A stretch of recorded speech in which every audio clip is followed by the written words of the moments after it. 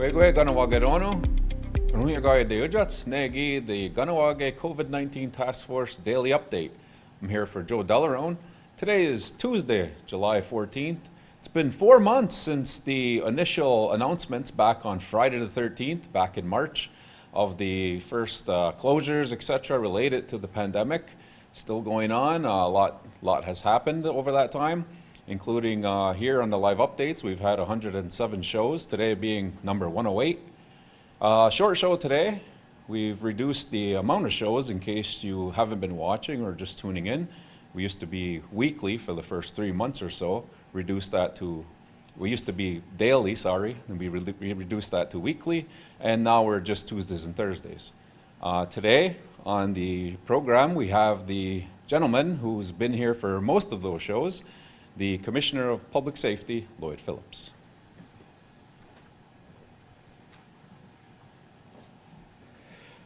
Thank you, Neil. Thank you, everybody. Well, first of all, I'd like to start off by having a thank you to all the people who have expressed support for myself and my family in the passing of my father. I really do appreciate all the well wishes and text messages and emails I received, so thank you very much for that. It was certainly a very trying time for myself and obviously our entire family.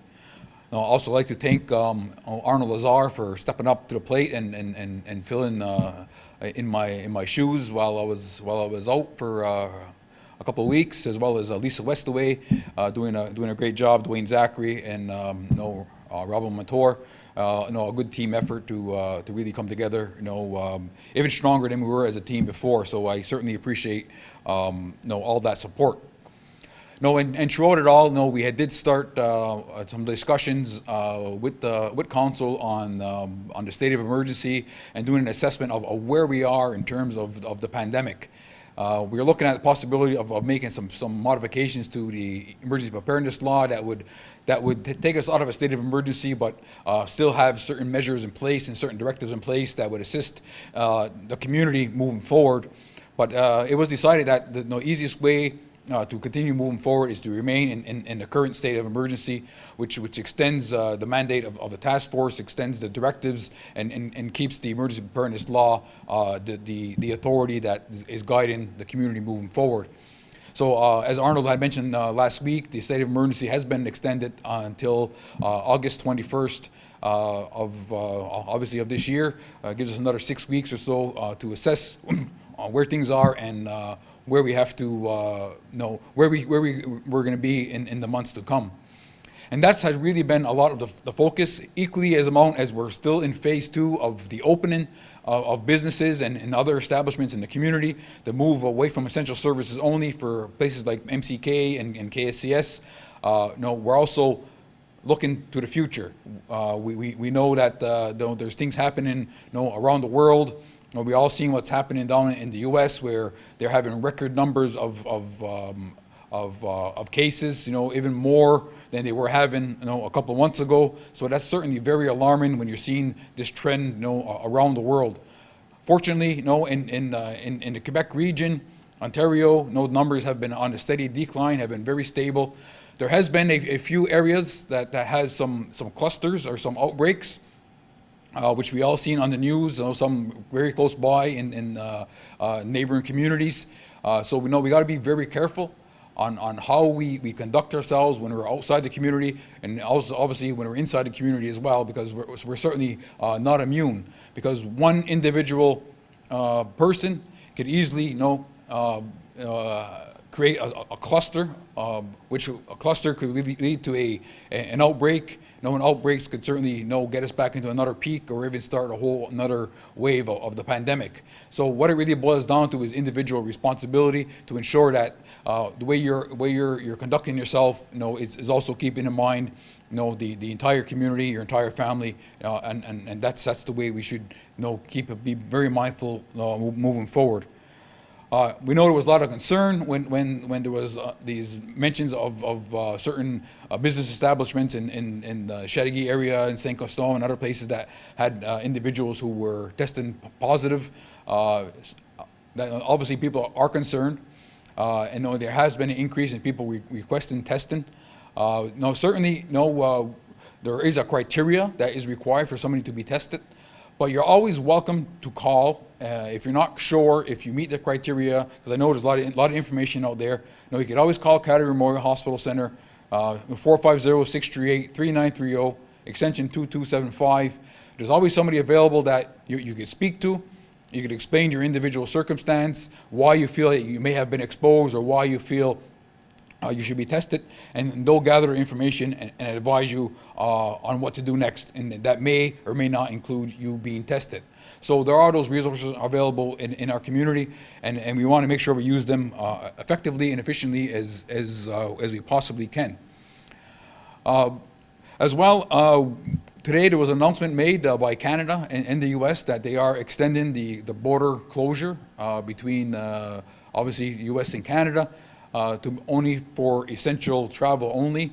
Obviously we know that impacts our community greatly because of the number of iron workers and such we have in the States, but this is something that obviously is beyond the control of the Kahnawake COVID Task Force, but it's something we certainly do support, because we understand the situation in the States is stabilizing in certain areas such as New York, but it's very rampant in other areas. So we want to minimize the possibility of having somebody coming to from the U.S. into the community or into the province for that matter, that would cause a possible cluster, possible outbreak. So we have to make sure that we remain very vigilant on that area. Like I said, I know that impacts greatly on our iron workers in the community, but again, we have to look at it in the best interest of the entire community, and that's why the task force from the beginning has supported that move, and we will continue to do so. No, it's not easy things to address, and some of these issues that we never, honestly, going back 4 months ago, as Neil mentioned, many things we had to deal with over just 4 months. We never thought, and if we had a great storyline or a storybook, we'd be dealing with some of the things we have to deal with.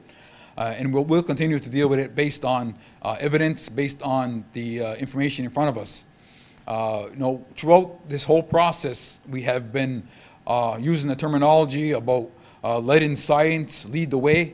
That guided us through the closures, and it guided us very strongly through the openings.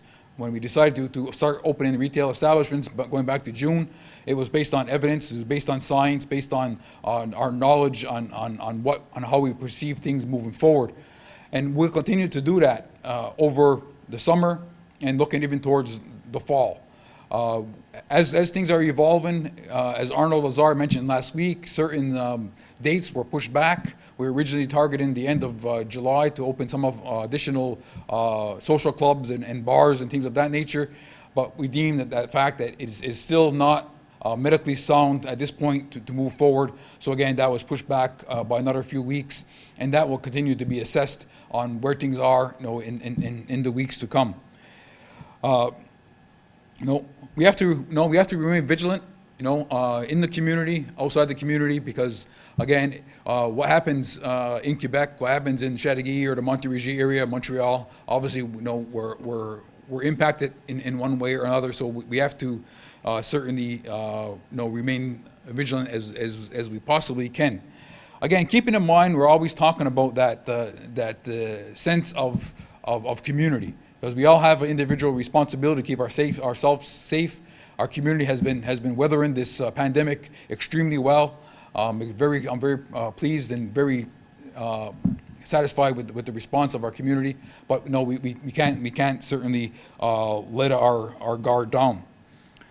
Along those lines as well, we know we're not through the pandemic. At this point in time, we understand things have settled down substantially since 4 months ago, or 3 months ago, even 2 months ago. But we also have to be vigilant. And one thing along those lines was the Kahnawake Economic Relief Measures, the KERM fund, as it's commonly referred to, has been extended. Even though there has been a significant amount of people who have returned back to work, there still is approximately 30% of the population who is not employed at this point in time, as a direct cause of business closures, as a direct cause of COVID-19.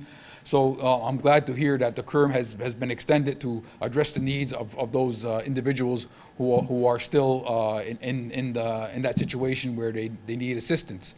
Because again, timelines at this point in time is very hard to adjust. It's very hard to put a solid date on something until we get much closer to the actual dates on what we're looking moving forward.